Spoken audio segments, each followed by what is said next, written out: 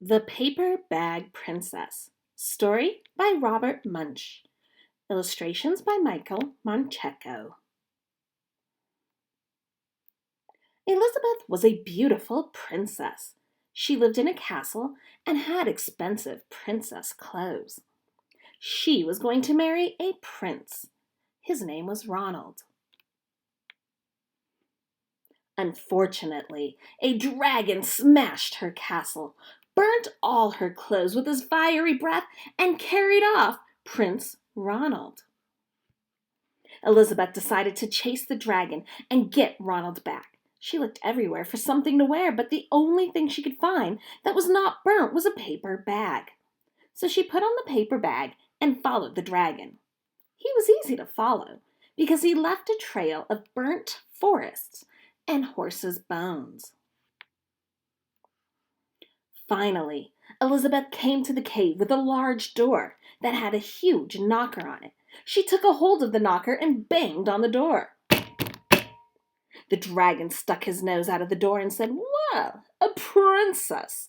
I love to eat princesses, but I've already eaten a whole castle today, and I'm a very busy dragon. Please come back again tomorrow." And he slammed the door so fast that Elizabeth almost got her nose caught. And Elizabeth grabbed the knocker and banged on the door again. The dragon stuck his nose out of the door and said, "Go away! I love to eat princesses, but I've already eaten a whole castle today. I am a very busy dragon. Come back tomorrow." "Wait," said Elizabeth. "Is it true that you're the smartest and fiercest dragon in the whole world?" "Yes," said the dragon. "Is it true that you can burn up 10 forests with your fiery breath?" "Oh, yes," said the dragon, and he took a huge, deep breath, and he breathed out so much fire that he burnt up 50 forests. "Fantastic," said Elizabeth, and the dragon took another huge breath, and he breathed out so much fire that he burnt up 100 forests. "Magnificent," said Elizabeth, and the dragon took another huge breath, but this time nothing came out. The dragon didn't even have enough fire to cook a meatball. Elizabeth said, "Dragon, is it true that you can fly around the world in just 10 seconds?"